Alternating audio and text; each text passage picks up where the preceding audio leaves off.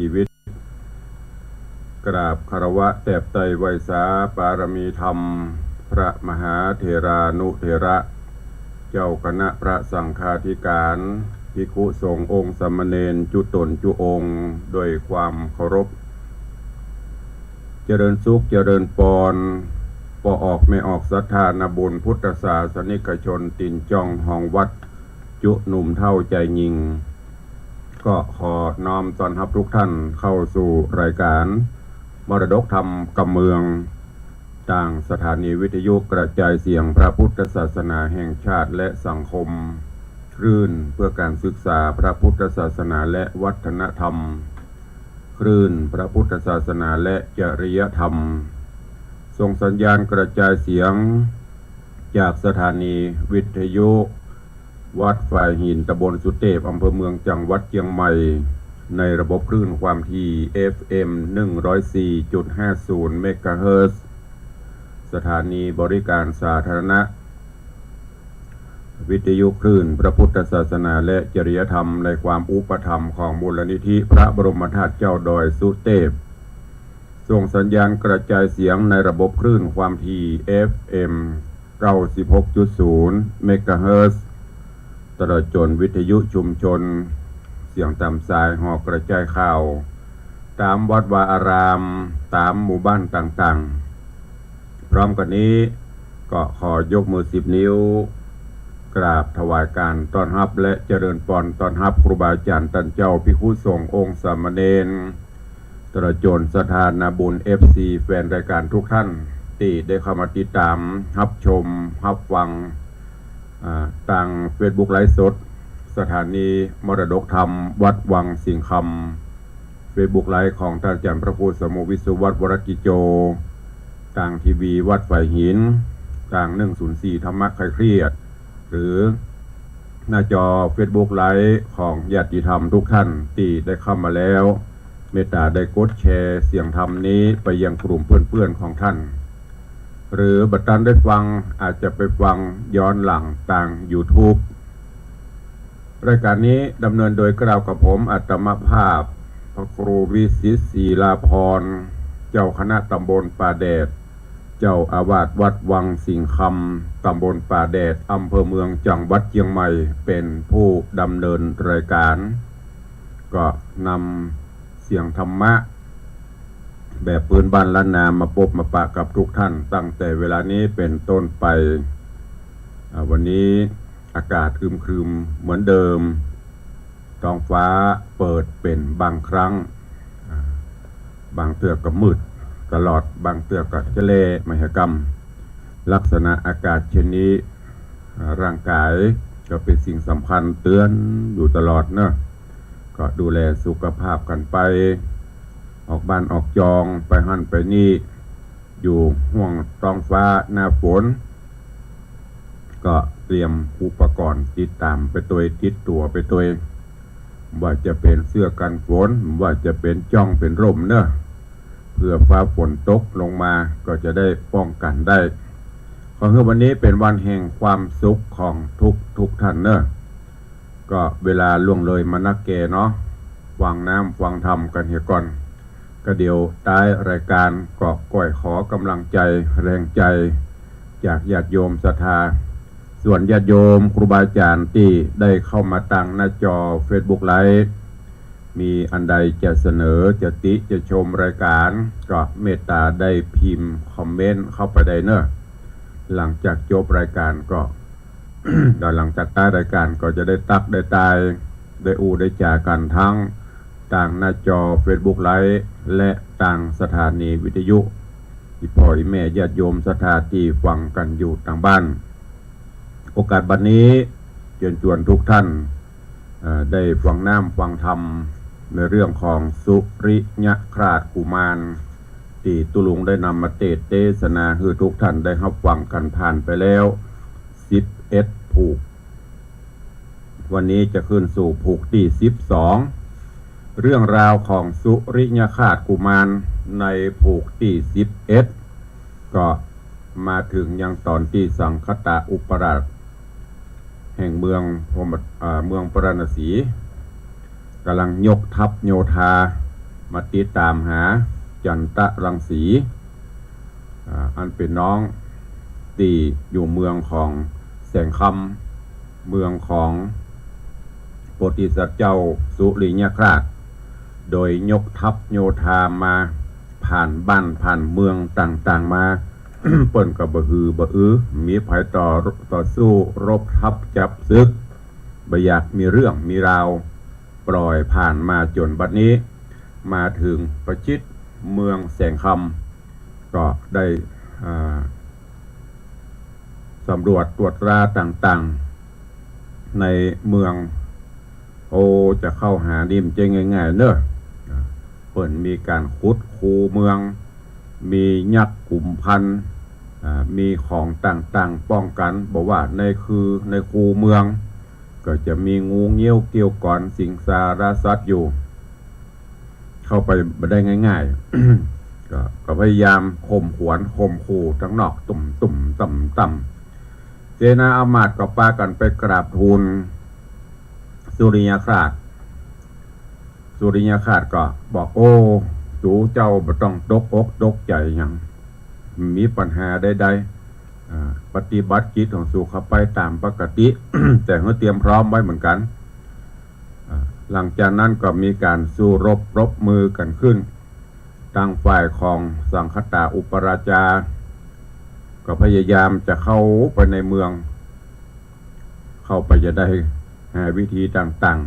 ๆซึ่งคูเมืองหรือคือเวียงคือเมืองก็ลึกจะข้ามไปก็ลำบากช่วยกันนะหาวิธี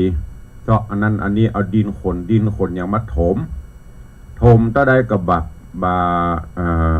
ถมตะได้กับบะเรียบบะเปียงสักเตื้อมันลึกจนเสนาอำมาตย์ทั้งหลายปะเปียปะผอมก็ย่องก็แย่งไปหมดจะเงี้ยจะได้ก็เลยไปกราบทูลอุปราชาสังคตาอุปราชเดี๋ยวว่าเปิ้นจะหันตัวซ้ำมีอาจญาสั่งการลงไปเอาแตะช่วยกันแตะเป็นจะได้จังมันคนใดแบบเนี้ยสั่งหัวหน้าหรอสั่งคนห้องว่าในทางของอำมาตย์ถ้าเป็นประเด็นนี้ก็คือผู้บังคับบัญชาภัยคัดขืนสามารถจัดการประหารได้ฆ่าได้อาจเนี่ยเจ้าเข้าที่ไหนก็เดือดร้อนจำเป็นได้เงียบไปหลังจากนั้นก็ส่งราชสารเข้าไปในเวียงไปในเมืองไปฮือยังสุริยคราชก็มาอ่านพอในจดหมายพร่ำพรรณนาว่าฮืออันสุริยคราชเนี่ยไปลักเอาน้องมาโดยบอกบักกล่าวอย่างโมเนี้ยพญาสุริยคราชก็บอกว่าเฮาบ่ได้ไปลักไปจกเอาเมียเฮานี่บ่ใช่มาได้ง่ายๆพระอินทร์เปิ้นเอามาประทานฮือเฮาบ่ได้ไปลักไปจกอันอย่างมาบ่ใช่เหมือนพญาเจ้าเมืองสู่เขาเอาวอก เอาวอกมานอนแนบข้างในบ้านในเมืองมีกับวอกเอาวอกมาเป็นเมียหยอกกันไปก็หยอกกันมาแล้วก็ส่งสารนั้นไปฮือสังคตาอุปราชาหั่นใส่ซ้ำโคตรขึ้นกว่าเก่าแฮมโคตรขึ้นปดโตเป็นฟืนเป็นไฟจากนั้นก็มีการสู้รบมือกันไป จนกระทั่งตั้งฝ่ายของสุวรรณานี่เป็นองครักษ์หรือว่าเสนาประจำตั้งฝ่ายของสังคตาอุปราชก็ได้ได้เฮียนเวทมนต์คาถามาพ่องจากเมืองตะกศิลาแล้วติดตามสังคตาอุปราชมาก็หูดใบไม้ใบบะขามนี่มาเสกมาเป่าคนตะกอนนี่มิงเนาะหรือมีบ่เนาะเฮาก็เกิดบ่ทันเวทมนต์คาถาของคนตะกอนนี่เพิ่นจะเสกเป่าอย่างสปะสปันก็อย่างที่พรหมเสนาไปเอาไม้ไปก้อมลำก้อมแก้มมาเสกเป็นบอกประเด็นนี้ก็สุวรรณาหูดใบบะขามเอามาเสกเป็นมดเป็นแมงเป็นอย่างต่างๆเนี่ยเป็นต่อเป็นแตนเพื่อที่จะไปสู้รบกันหลังจากนั้นก็ตั้งฝ่ายของพรหมเสนา พรหมเสนาซึ่งก็เป็นอมาตย์กู้ใจของสุริยคราชหันจะอันก็เสกเป่าน้ำเป่าอย่างเอามาพระพายกันแก้กันไปก็แก้กันมาตอนนี้ยังสู้รบปรบมือกันอยู่ยังโมโหพยจะไปให้จัดการเตื้อในระหว่างที่ต่างสังคตาอุปราชามาประชิดเมืองเกิดการสู้รบปรบมือกันเรื่องราวของสุริยคราชกุมารจะเป็นจะได้เชิญทุกท่านติดตามรับฟังในผูกที่12เป็นลำดับไปณโอกาสบัดนี้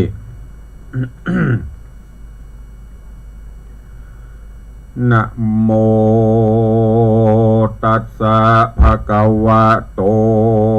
อะระหะโตสัมมาสัมพุทธัสสะ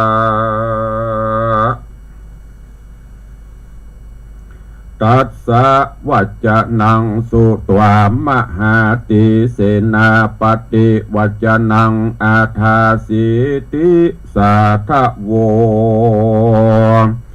ดูราสปุริสะตั้งหลายจุงฟังนิยายอันวิเศษจาห้องเหตุพระสุริยคราชผู้บังอันว่าสังคตะใจหันบาปเศร้ากันได้ยินพรามเสนาเจ้ามะไข่กา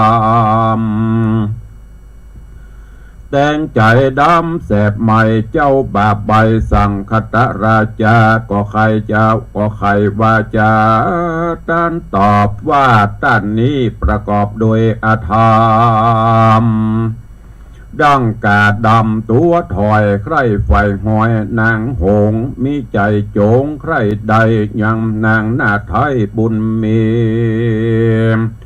คนบอดีบาปใบหากมาได้เต้าแสงคำโอยนอเต้าอาธรรมพี่เต้าอาธรรมพี่เพศหมายเอานางวิเศษเป็นเมียจิ้งไปเปียลักลวดแล้วเอามาอวดยอตัวจุงพอหัวคนบาปให้จับปุดง่ายบัดเดียวนี้แหละนาการเข้าจากำขาดก็ยิงสีนาดเข้าโซ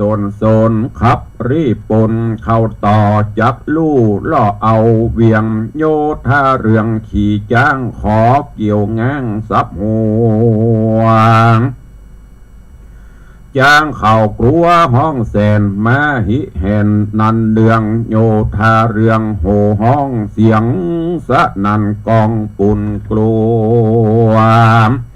ควันไฟมัวอากาศตั้งหมอกนาดและธนูสิงเขาหยาดยิงไปบอกขาดดังตังจะจาดเสียงแข็งพ้องก็เป็นดาวหยอดตกไปรอดห้องปลา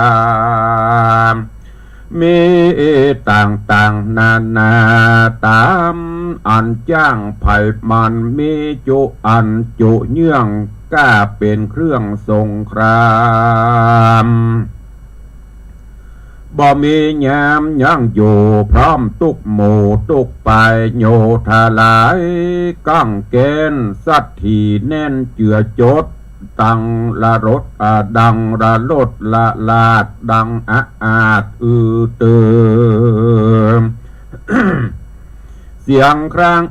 มีกองนั้นตัวต้องกลางหาวดังจักเป่าขึ้นฟ้าภาพแหล่งลาเมืองอินพื้นแผ่นดินหลวงปอสะนันดังฟ้าลั่นโลองมาปางเมื่อโยธาเซิกใหญ่ปองกึดไฟเอาเมืองตีกองเนืองขะคุมใต้ลุ่มฟ้าไกลกาวันนั้นเล็ดน้ำนายเมื่อเจ้าหนอเต้าใจหาดหาวสังคตะราชาขับเสนาเข้าต่อขับรีบนล่อกลุ่มเมืองเสียงนันเดืองจะใจอันว่าเสนาใหญ่แห่งสุริยคราชราชา คือเทวเสนาผู้หนุ่มก็หอบจ้างโยนก็หอบจ้างโยนไปตกถึงในปังใหญ่จ้างเต่งใส่คนตายว่าโสตังลาอยากกินจ้างหากแก่งลำจักขัวยำลาบลูตามใจสู่จักกินส่วนพาละเศนาก็ยกหินก้อนใหญ่แล้วสัดใจโยนไปถูกเศนาในตายไข้แล้วแหลกไว้กองกันว่ากันสู่จักหนึ่งเข้าก้อนเศร้าหากมีลายกูจักภายยื่นตอนบ่หืดได้ฮ้อนแก่เสนา ส่วนแย่นะใจไวเศษนาในคุณใหญ่ลกต้นไม้สาวกำยกตั้งลำสัดกว่าอันนี้ข้าหากปันหลัวไม้ฟาดหัวแตกฟุ้งรีบปนยุ่งโกลาตีนานนาจุนนะอำมาตย์ผู้เฒ่าอันเป็นนะเจ้าสุลิญคราชลาจา ก็หกมาไหใหญ่อันปอใส่น้ำปันไหอยากสัตโยนไปบ่จะตัดต่อหน้าคนหลายน้ำเป็นสายแตกฟาดถูกหมอกนาดและดินหูว่ากันสู่ใครได้น้ำกูหากซ้ำปันมาส่วนพรหมเสนาผู้มีพญาอันยิ่งก็ซ้ำวิ่งขึ้นลำเวียงห้องเอิญเสียงบอกกล่าวว่าดูราเต้าและเศษนาหารสูอยู่เมินนานกันอยากกินจ้างหากมีลายซากมาตายเหลือแหลกูจักยืนแก่โยธาแล้ว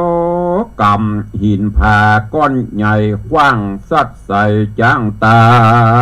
ยเขาตั้งลาโคตรกล้า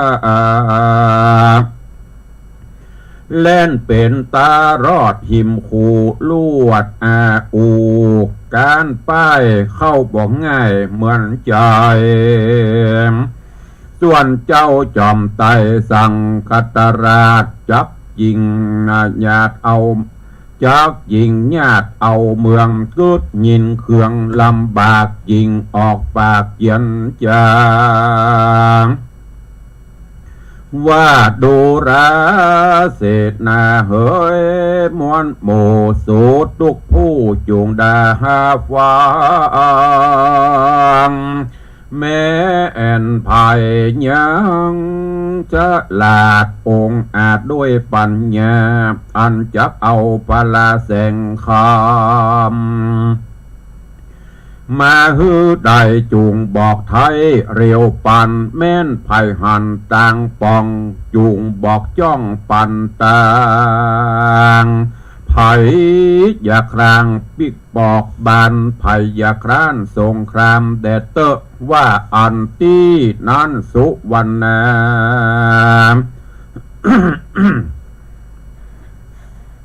ผู้องค์อาจก็อาภิวาทวันตาว่าพันเตข้าเดมหาราชเจ้าดังข้าเท่าพิจารณากวนฮือโยธาน้อยใหญ่แปลงเหือ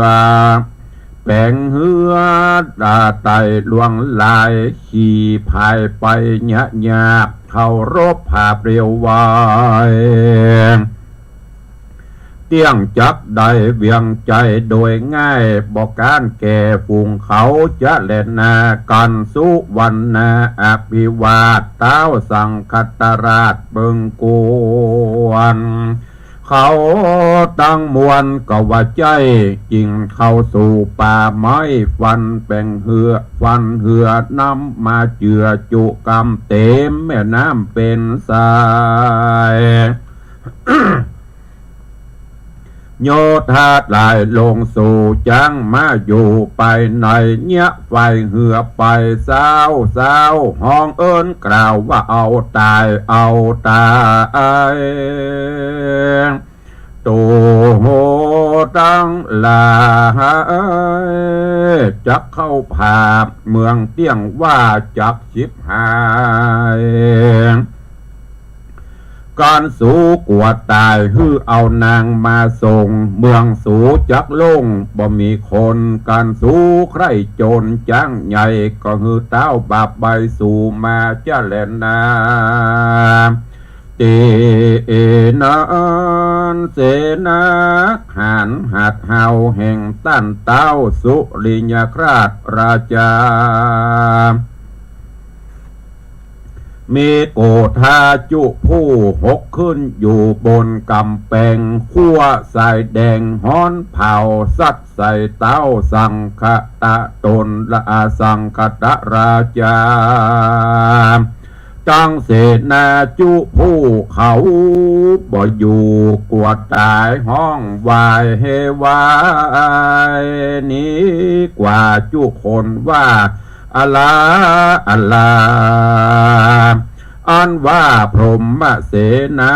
เร่งรีบเอาตีนถีบหินพาตกลงมาจับใส่คนตายไขว้กองกันพละเสนาปัญจะใจลกต้นเป้าใดไล่กวัดไหวเหือเป็ดไหลแตกลมคนเต้าล้มลงดูคนเต้าล้มลงคูฟุ้งเงือกงูเล่นกันกาบกลืนสวาบลงคอผู้ที่หลอรอดใดก็รีบจะใจไปสู่ปางหลังคนปันปวงกืดยากบ่มีไผ่ปากสักคนก็มีหันและนาเมื่อนั้นสังคตาตนหักหาวจริงบอกฮือแก่เต้าและเสนาว่าไผ่มีพระหญากึดใดจักหือยศใหญ่หลวงหลายตั้งงัวควายจ้างมาตั้งฝูงหมู่ข้ายิงใจยืนยอดถวายปันขาดไผ่บ่อาจหูกล่าวมาไผ่บ่อาจหูกล่าวมาปันว่าอันที่นั่นยังมีพญาโตหนึ่งองค์อาจมีนามมาจากบาสุรเสนายอมือสาใส่กล่าวไว้ซึ่งเจ้าสังคตะนอลาจาว่าข้าแด่มหาราชเจ้าอย่าโศกเศร้าเครื่องใจการอันใดอันจักฆ่ายังเจ้าฟ้าสุริยคราชราชาข้าพิจารณาคืดร่ำเตี้ยงบ่ล้ำพญาข้าจักอาสาต่อเต้าขอเต้าเป็นเจ้าจุงขับเสนาจังโยธาเข้าต่อแล้วก้อยพอเล็งดูแดดเตอะว่าอันเมื่อนันสั่งคตานอเต้าใจเยือกเย้ายินดีอาจยับมีเร่งรีบเศษนาทีเลยการวิ่งเร็วปันจุผู้เต้นเข้าสู่ผลเล่นสะสนสะสาดเล่นละราดประโรนฝูงรีปนแก้วกระห้องกล่าวว่าฟันเข้าพร้อมกันตุกตี้ดังมีกองสวาวันนั้นเล่นน้ อ่านว่าเต่าโตนองค์อาจก็ว่าธนูสิงยิงไปดังละราดดังฟ้าฟาดแสนตีฤทธีปืนเล่มใหญ่ก็ถูกใส่ประการ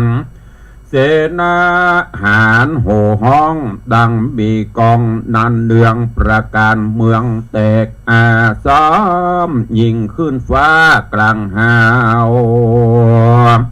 พอดูเปล่าบนอากาศแล้ว แล้วจะราดเข้าเวียงใจคนมีในจับใส่ตายกองไฟ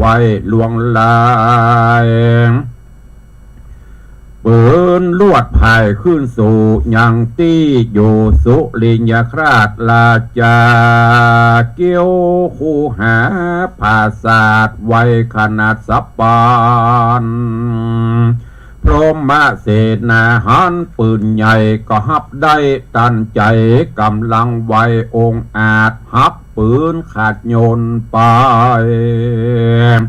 เสนาไต่หัดหาวแห่งต้านเต้าสังคตราชาสามยิงมาแถมเรารอดภาสัตเจ้าสุริยคราชประจาม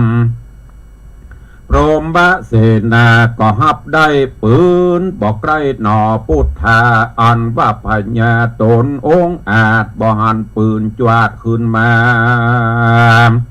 ซ้ำโกธาเกียรติใหญ่แปลงแท่งใส่โซนเหมือนหาฝนลงสุ่มตกใส่คุ้มห่อคามพร้อมมาเสนากำเอาใดหักกองไว้จุอันตีนั้นพญาตนองค์อาจยิงปืนขาดซ้ำให้ตาปืนบ่มาคืนสู่ลักหมองอยู่ในใจ ทัดนั้นไปแถมเล่ายังเมเต้าหนุ่มเนาฤทธีเรืองสะบวยเมืองต่างดาวขึ้นต่อเต้าสังคตราชามีมนต์ยาวิเศษจบมนต์เวทเป่าเป็นงูมาตุกที่คนห้องมีนันเนืองงูเต็มเมืองลาดเลือดเป็นเส้นจืดเลือลายมีตั้งตัวลายดำด่างอ้าปากกว้างลื่นคนมีทุกหนทุกแห่งมีทุกแย่งปลาที่นั้นพระเสนาผู้องค์อาจจบฉลาดด้วยคาถาก็เอาหินผามาเสกเป่ากายเป็นครุฑเล่านักหนาบินลงมาจากอากาศไล่ตื่นญาติกินงูเสียงอาอูมีกองงูแล่นห้องไปเนโครดลาวีเลยไล่งูนักใหญ่กลับหายโคนตั้งหลายจื่นยาวเสียเหตุเศษนาเต้ามีกุลและนาส่วนว่าพญาต่างเดาอันขึ้นต่อเต้าสังคตราชามีพญาเต้านั้นเสียงแห่งหันวิสัยมันหัวใจตันนบไว้ซึ่งเต้าไทยสังคตราชา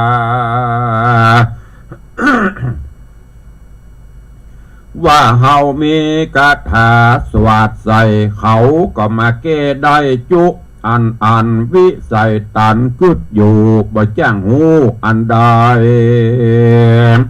โสดวิสัยแห่งคามขอมเจ้าฟ้าจงคุณนาแดเตอว่าอันเมื่อนานสังคตะนอเตาก็ห้องเป่าแก่เสนาวัดดูราเสนาเฮยมวลหมู่จุงเข้าสู่หิมเวียงภัยอย่าเถียงอย่ายานพร้อมตุกดันภัยมันคนได้พันหลีกหน้า ก็จะฆ่าหื้อตายตกเหนือดินทรายดินใดและหญ้าแห้งหื้อฝูงแห้งและกากินส่วนพระนรินทร์กล่าวแล้วฝูงอำมาตย์แก้วและคนหานเล่นโสนสารสะสู่เรียกร้องหมู่โยธาเกือปะเกือผาลากับดาบเต้นพระภาพตอนจอยยกกันไปจุโพไปภาพสู่เรียวปันดูบ่หันไผ่ยานบ่ป้ายการสงครามไปตายตามดาบนาแควนดีกว่าหอกตั้งละหอกตั้งลำเขาเอากันยันกว่าบ่หูว่าตั้งตายโยธาไหลเข้าต่อจ้างมาล่อเจียจานพุงคนหันละลาดเสียงบอกนาดดังตังเจ้าเมืองขวางยศใหญ่ขับพลไพรหมู่โยธาจังเสนาบังแวดเข้าล้อมแขวดดารุมตีกองกลุ่มดังมีขับทุกที่คนหานเล่นโซนสารเป็นหมู่หกขึ้นสู่ประการเนี้ยห้าวหันองค์อาจลวดประหลาดตกคูฝูงเงือกงูเลยไล่ดันกับใจลืนกินเขายินกลัวขนาดก็มาไหวพระบาทสังฆตลาจา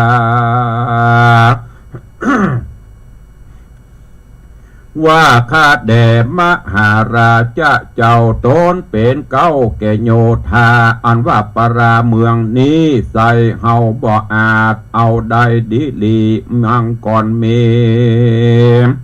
นายน้ำจักเฮพร่ำหลวงหลายโย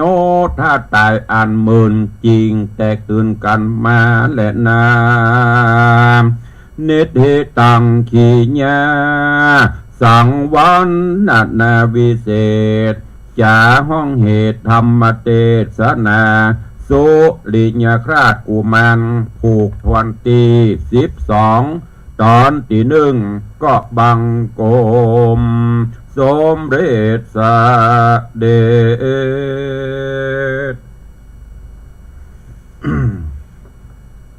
สุลิญคราชกุมารลำดับการลำดามาเถิงผูกที่12ตอนที่1เนอะพอโป่งวางไว้เต้าอี้ก่อนเนาะเดี๋ยวก็ก้อยฟังกันต่อไป12 13 14เหลือแฮม2ผูกไปแต่ตอนนี้เรื่องราวกำลังอยู่ในระหว่างที่ถึง2ฝ่ายคือตั้งฝ่ายของสุลิญคราชกับฝ่ายสังคตะอุปราชราชาที่ยกทัพจับศึกมาประชิดเมืองแสงคำกำลังเกิดการสู้รบปรบมืองัดเอา สปะวิทยาต่างๆที่มีอยู่ถึงเวทมนต์คาถาถึงเลสถึงมนต์สปะมาทดสอบกันใครจะป้ายจะการใครจะเป็นจะได้ก่อยติดตามฟังในตอนต่อไปเนอะอันนี้ก็ขอโป่งวางไว้เต้าอี้ก่อนก็ใต้รายการเราจะได้ตักตายพี่น้องสถานบุญทางต่างหน้าจอทางต่างสถานีวิทยุเนาะก่อนที่จะไปตักไปตายกันนั้นก็ขออนุโมทนาบุญเนอะโดยเหตุว่าในวันที่29ที่จะถึงนี้เป็นวันทำบุญบุพภเปตพีของล้านนาเฮาโดยเฉพาะต่างภาคเหนือเฮานี้ก็จะเป็นเพราะเฮาเป็นวันประเพณีเดือน12ถ้าต่างภาคอื่นเพิ่นก็เฮาว่าวันศาสตร์ในการนี้ตุลุงได้ประชาสัมพันธ์เชิญชวน FC ทางต่างFacebook ก็ดีต่างบ้านก็ดีเนอะได้ร่วมกันทำบุญส่งกุศลคือกับบรรพชนบรรพบุรุษเฮาอันเป็นปิตามารดาพ่อแม่พี่น้องครูบาอาจารย์เป็นลูกเป็นเต้าเป็นผัวเป็นเมียท่านที่เคารพนับถือที่เปิ้นได้รับดับสังขารล้มหายตายจากไป เอาบ่ค่อยมีเวลาได้ทำบุญสุนทานล้านนาเฮาไปถึงกำหนดวันเดือน12ตั้งแต่วันนี้เดือน12ออกหรือว่าขึ้น1ค่ำไปจนสิ้นสุดเดือน12ดับปุ่น ก็จะมีการทำบุญสุนทานเนอะบางวัดก็มีสลากพัดบางวัดก็เตะธรรมและแต่ว่าแต่ละวัดละวาตะบันตะจองเพื่อจะเนี่ยจะได้ส่วนการต้านขันเข้าขันน้ำก็เหมือนกันตุลุงก็ได้ประชาสัมพันธ์ไปก็ทยอยกันไปก็ได้เนอะไปจะไปตั้งแต่วันนี้วันผูกวันคือพร้อมไม่ได้เขาก็ไปตานไม่ต้องไปรอกับวันเดือน12เปงวันเดียวไปโบสไปอัดไปยัดแน่นกันแถมอย่างหนึ่งก็สปะของกินของว่าก็โอ้ปะเนินเทินเธอก็เขาไปตานไปเรื่อยๆอย่างผีก็ได้กินพระเจ้าพระสงฆ์องค์เนนก็ได้ฉันเนี่ยก็จุนเจือกันไปเราลองจินตนาการอย่างตุลุงเคยบอกไปนะเทศกาลต่างๆเมืองมนุษย์เขาเนี่ยจะไปหาลูกหาเต้าจะไปเยี่ยมไปเยือนหาพ่อหาแม่ก็ไม่ใช่จะไปวันเดียวหรอกกลัวรถติดพ่องกลัวตัวเต็มพ่องกลัวมีขายพ่องเมืองผีเมืองกินวิญญาณก็ได้อย่างเฮาเนี่ยตามทำกัมปีเปิ้นบอกว่าตั้งแต่วันเนี้ยเป็นต้นไปเปิดมอนะฮกเปิดอเวจีต่างๆคือดวงจิตวิญญาณที่เปิ้นสลัมคำกามมาฮับของกินของตานเฮาหมูเปิ้นจะมาวันใดหัววันนั้นเฮาตานไปก็ตานแล้วเปิ้นได้ฮับแล้วเปิ้นก็ไปปีกไม่อย่างรอบ2รอบ3เนาะมันเหมือนเฮานะไป2-3เตื้อนั่นใครจะทำบุญสุนทานก็เจอเนอะที่วัดวังสิงคำนี้ตุลุงได้ปฏิบัติมาก็หลายปีโดยเชิญชวนญาติโยมเฮาทำบุญส่งบุญโดยแป่งเรือสำเภาหรือเรือสำเภาลำใหญ่ลำหลวงก็จะได้โต๊ะแต่งดาวัตถุประทานเครื่องครัวกินครัวตานข้าวน้ำโภชนะอาหารสัปปะสปันใส่ในเรือสำเภาแล้วก็จะได้เทศนาธรรมนึ่งกันนึ่งผูกโอกาสหยาดน้ำหมายตาลประกาศรายชื่อทุกท่านตีเปิ่นฝากบุญไปกับเรือสำเภาเอาไปส่งให้ดวงจิตวิญญาณต่างๆตามคตินิยมความเชื่อเนอะตุลุงได้ปฏิบัติได้ทำมาหลายปีนี้ก็เช่นเดียวกันก็จะได้เชิญชวนญาติโยมศรัทธาบุญเฮาเนอะท่านผู้ใดจะร่วมบุญก็เจริญพรแจ้งเข้ามาได้เราจะมีการไหว้พระหับศีลสุมาขวดตาลโอกาสหยาดน้ำหมายตาลก่อนที่จะโอกาสหยาดน้ำตุลุงก็จะเอารายชื่อทั้งหมดมาประกาศมีไผ่พ่องตาลไปเฮือไผ่พ่องมาฮับเอาเนอะในเฮือนี่เนอะนั่นก็ฝากไว้ตัวเองก็ตั้งแต่ประกาศไปตะวาก็ขอบคุณอนุโมทนามีญาติโยมร่วมเข้ามามีโยมแม่จันเพนใจคำนายพยุงศักดิ์ใจคำนางสาวพิมดาราใจสุรชัยร่วมทำบุญ500 บาทอุทิศกุศลฮือป้อบุญศรีใจแก้วป้อบุญศรีใจแก้วตระกูลใจแก้วในบรรทมิก็เปเลอะเนาะอย่างพ่อแม่ของพ่อเลี้ยงธนวัฒน์นี่ก็ตระกูลเปิ้นเป็นนามสกุลใจแก้วนอกจากนั้นก็มีโยมวาสนากันทวีและครอบครัวอุทิศกุศลให้พ่อแสนแม่บุญกันทวีแล้วก็มีนายหนึ่งนางรัตติการน้องเจนนี่น้องอย่างอ่านไปได้เนอะแต่ว่าบ้านขัวมุงเนี่ยเพื่อนเอามาร่วมทำบุญ100 บาทก็แฮมท่านแจ้งเข้ามาแต่ว่าตุลุงลืมกำลังอยู่บนวิหารไม่ได้จดแต่เดี๋ยวถ้าฟังอยู่ก็แจ้งเข้ามาเนอะอนุโมทนาตัวใครจะร่วมบุญก็ร่วมได้หรือจะมาร่วมบุญตัวการเพศก็ได้ จะตานเพื่อผ่าจะได้แจ้งเข้ามาตั้งหลังไม้ก็ได้เนอะตุลุงจะได้จดเอาลายใหม่เอาชื่อแล้วก็จะได้ประกาศประชาสัมพันธ์ฮือแถมงานหนึ่งก็คืองานทำบุญอายุวัฒนมงคลครบรอบ60 ปี5 รอบ60 ปีของตุลุงเนอะปุ่นวันที่16-17 เดือนธันวาคมก่อนใครจะร่วมสังฆทานจะร่วมเนี่ยก็แจ้งเข้ามาได้เนาะ เจริญพรฝากไว้กับทุกท่านตัวเองวันที่17ที่จะถึงนี้เนอะฝากข่าวเชิญร่วมงานทำบุญงานประชุมเพลิงศพปวิหม่อนมูลหน่อเรืองโยมปิตา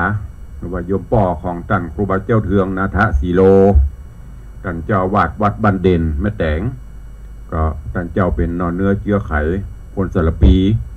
บ้านต้นพึ่งตำบลสันทรายอำเภอสระปีเนอะเปิดมรณะลงเมื่อตั้งแต่วันที่7จะทำการประชุมเพลิงหรือว่าชาปนกิจในวันที่17ที่จะถึงนี้ณลานมณฑลพิธีสนามโรงเรียนบ้านดอนใจบ้านศรีดอนใจก็เชิญทุกท่านได้มาร่วมในการนี้ตัวเอง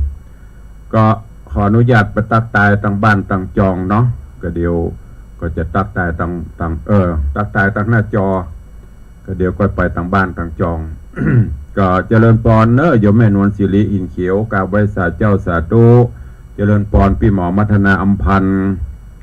กราบไหว้สาเจ้าสาธุเจริญพรโยมชิดชบากราบไหว้สาเจ้าเจริญพรโยมพี่อัญชลีคำกิติเจริญพรพี่นันพิธาจารย์อิสมเตปินพินันอิสมเจ็ดสีพิธาจารย์ปุจารย์มัคคันนายกพิธีกรของล้านนาเฮาเจริญพรคุณโยมทองคำทิบงคำเนอะเจริญพรโยมแม่ปราณีพยาไคหพลกราบไหว้สาเจ้าสาธุเจริญพรแม่เนอะเจริญพรโยมชนจันทร์ซอนคำกราบไหว้สาสาธุเจริญพรโยมนงเล็กต้นอุดกะกราบไหว้สาเจ้าสาธุเจริญพรโยมสุภาพขันนาเนอะอยู่ตามแม่แตงเป็นจะดอยพอง ช่วงนี้ก็ขาดหายนะพยายามจะไปละตุลุงเนอะสาธุอนุโมทนาวันนี้เข้ามาฟังธรรมเจริญพรยายเพลินเพื่อนเกษตรเจริญพรคุณโยมทิกินันจันทรวิโรธสาธุเนอะไม่เลี้ยงใหญ่วันนี้เข้ามาฟังธรรมตัวสาธุอนุโมทนาบุญเนอะน้อยไปได้คืนบ้านใหม่ละจะได้อยู่บ้านใหม่ตุลุงให้มีโอกาสได้ไปอยู่ สาธุอนุโมทนาบุญตัวเนอะเจริญพรไปเลี้ยงทัดพิชาสุสิงคำพอเลี้ยงไปไหนบุหุบเดียวมหันขึ้นตึงเฟสมหันตึงวิทยุ เข้าดงบดาไปบวชเป็นพระฤาษีแล้วบุหุเจริญพรโยมอินจันรูมาเจริญพรโยมตู่เนอะโยมสุรัตน์เสาคำเจริญพรประพักไปเอวปีกมาละจ๊ะ แต่ว่าหันปนลงเฟสปุ่นไปทางวัดอรุณวัดอย่างปุ่นไปลืมซื้อขนมมาฝากตุลุงตัวเนอะเจริญพรท่านพิธาจารย์ชนพัฒน์วันนี้ไปตอนใดจ๊ะ อันนี้ก็เดี๋ยวกับประชุมผ่องไปหั่นไปนี่ผ่องเนี่ยในหมู่เฮานี่มันเป็นคนสังคมเนาะสปะสปันเครื่องแบบก็หลายหมวกหลายใบ โอ๊ตเอาเนอะที่สำคัญจะไปโจมออกเฟสนักลำไปนะถ้าโจมออกเฟสเด็ดลุงจะหวายจดนะ เจริญกราบไหว้สาหลวงพ่อวัดจันทร์เนอะวัดจันทร์กัลยาณิวัฒนาพูดประกับถ่ายทอดลิงก์สัญญาณอยู่เปิดออกอากาศด้วยกราบขอบพระคุณหลวงพ่อเนอะมีโอกาสจะเข้าไปเอี่ยวนะมัวออกภาษาถ้าอย่าไปอย่างสัมผัสธรรมชาติซอกกินอย่างก็กินนึ่ง เจริญพรยมพี่วิรองรักเชิดฟ้อนมีล้านนาไหว้สาเจ้าเจริญพรอันนี้อย่างแม่เลี้ยงจ้างฟ้อนไปเป็นภาษาอังกฤษอันอย่างน่ะ HE อันอย่างหูอ่านไปได้ เราอ่านจบป.3 นะมันไม่ใช่จบปริญญานะอ่านไปได้ภาษาอังกฤษนะตาก็เริ่มแล้วเนอะแต่ว่าเต้ทำก็แสบหูแสบตาเดี๋ยวนี้พร หน้าจอก็ต้องรีตาการรับประตัดแว่นมากก็ยังนิยมมี2 เลน 3 เลนอันหนึ่งสั้นอันหนึ่งยาวเนี่ยสังขารธรรมเนาะเจริญพรคุณโยมเครือวานดวงปันสิงห์จากบริษัทสาธุเจริญพร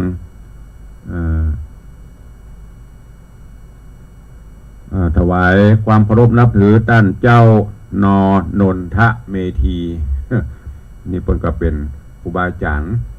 ก็ฟังอยู่ดูอยู่เนอะกับภาษาท่านเจ้าตัวดูแลสุขภาพตัวเนอะต่างคนก็เป็นห่วงกันในยุทธจักรดงขมิ้นดูแลกันไปมีใดก็อุจากันมีอย่างจะฮื้ออันอย่างก็ปรึกษาก็เฮาเดี๋ยวปรึกษาเพิ่นนะฝากเนื้อฝากตัวตัวด้านเจ้านนนทเมธีตั้งนานก็ฮะใครลืมไปไทยแม่นนะแล้วก็มีโยมจันสายแปลงหลวงเนอะสาธุอนุโมทนาบุญตัวตกโลนจะได้ก็สุมาอภัยเนอะตุลวงพอในโทรศัพท์พอใน Facebook พอในโน้ตบุ๊กมันตัวนิ้วเพ่งตาก็แสบตาแต่ว่าเตะทำบนน้ำตาปังให้ได้ไปเช็คมันอันนี้เป็นตั้งหน้าจอ Facebook ไลฟ์ขัดตกบกพร่องไปเดี๋ยวจะไปตรวจประธานซ้ำเปิดดูแหมเบิดเนอะจะคอมเมนต์ตอบไปแหมกรรมกราบขอบพระคุณครูบาอาจารย์เจริญพรทุกท่านตัวต่อไปจะได้ตักได้ตายต่างบ้านต่างจองมีโกมีหัวหน้าทางบ้านเนี่ยใครจะอู้ใครจะใครจะห่วมบุญหรือแม่อย่างก็ที่ฟังวิทยุตะวาขึ้น96เขาเนี่ยโทรมาบอกแล้วไม่ได้จดปุศกรรมขาดไป1 ลายเจอเนอะทางบ้านเข้ามาได้เหลือเวลาอีก3 นาที0817836540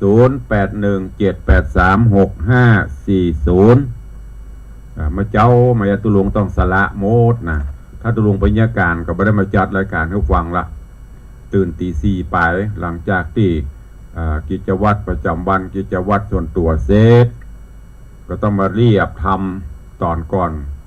เรียบคำว่าเรียบก็คือมาทวนแล้วก็มาสรุป1 ชั่วโมงตั้งแต่นี้มา6จนถึงเสร็จเวลาบ่หมดเวลาไม่ได้อย่างถ้าจบรายการเจ็ดได้ปัญญาการมันดูมาคนเดียวมาละฟังเนอะพระจะว่าใหญ่เอา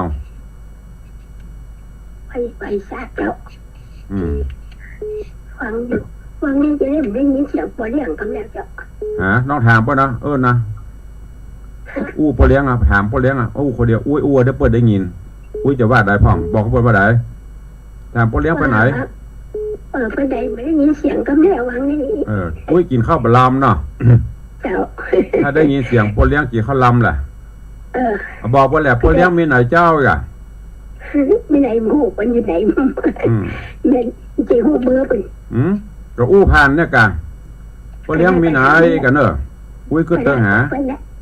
พอมันไม่มีเสียงกันแล้วเป็นหมูแค่กี่วันว่าไปบวชแล้วอนุโมทนาด้วยเนี่ยเพื่อประจำภาษาอยู่ถ้ำ3 ปี 3 เดือน 3 วันงดติดต่อสาธุน่ะมีก็ไม่เลี้ยงแต่อยู่คนเดียวแต่ว่าก็ไม่เลี้ยงมาวัดถามพ่อเลี้ยงมาไหนเพื่อไปบวชตัวถ้ำไหนกับโบนะสาธุเด้อแม่มอนอันคือเติงหาพ่อเลี้ยงเพื่อไปบวชแล้วไปอยู่ในถ้ำบุละปีกวิเวกว่ะ3 ปี 3 เดือน 3 วันมันเดี๋ยวตุ้นลงพวกบางพวกนะประเภทมาละหันเฮ้ยมาละมีกับแฟนครับถามหามอนครับไว้ตาโอ้โหคนฟังอยู่ครับจะได้ไปร่วมบุญที่2 ปีนี้โอ้ตาลตะเปาคำมาแล้วออกถ้ำแล้วมอนสั่งยังไปออกถ้ำมาแล้วครับได้ไปเข้าโดมมาได้ที่ไหนล้อฟังอยู่ครับขับรถรับนักเรียนนี่ครับสาธุเด้ออนุโมทนามอนล่อเอามาละเนอะว่าไปไหนบัดแต่เพื่อกันยาการแกฟังตลอดอยู่เป็นกำลังใจตลอดบางครั้งตุลุงกับบรบกวนเพิ่นเพราะว่าภาระหน้าที่ก็มีมอนจันคำล่อบาไปห้องบดงบดะแล้วออกมาลับอยู่บ้านนี้ละมีก็คนถามหาตุลุงกับบอกอ้าวแม่ปราณีบ่ได้ได้ยินเสียงพ่อเลี้ยงแล้วดีใจเจ้ายื่นใจบ่เจ้าหายไปเมื่อเนาะเพิ่นว่าเพิ่นไปบวชนะเพิ่นไปบวช3 เดือนโพสกรรมมอนกับ FC ฮ้องเลยบวชวันนี้ละซึกกลางภาษาแล้วว่ะ มันได้อย่างงอนอย่างก้า โมโหนะถ้าอย่างตังอันพวกก็หาตังอันหนองแต้นพวกก็หา อันนี้ ถ้าอย่างตังหนองแต้นปะงอนก็หา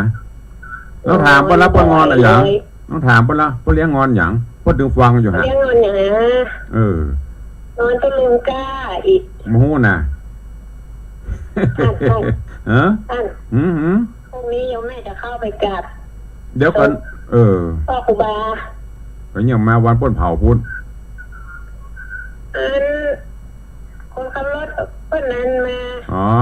ดีเหมือนกันนะมาก่อนก็ได้แม่ถ้าปลาวันเผาคนหลายไม่ได้อู้เพิ่น เจ้า มาวันป้าของป้าจะเอาไปถวายท่าน ได้สาธุอนุโมทนาเนอะ เจ้า บุญรักษาสาธุโอ้วันนี้ FC หลาย ถ้าพ่อเลี้ยงมาอูน่ะก็ต้อง FC เข้ามาโล น่ะมีแค่คนถามหาน้ำจะว่าตุลุงจุนะอันคนนั้นก็ถามคนนี้ก็ถามแต่ตุลุงบอกคนภาระหน้าที่ไม่ได้ไปไหนฟังอยู่แต่ส่งตัวแทนคือไม่เลี้ยงทัดพิชามา เอาละเนาะอู้กันหัวใกล้หัวกันม่วน เวลาหมดแล้วเนอะจำเป็นต้องนำรายการจากไปก็วันนี้ขอความสุขสวัสดีจุงบังเกิดมีกับปออกไม่ออกศรัทธาครูบาอาจารย์ตันเจ้าจุตนจุองค์จุผู้จุขนเนออยู่ดีมีสุขเจริญไปโดยจตุรพิธพรชัยมีอายุวันนะสุขภละประกอบกิจธุรกิจการใด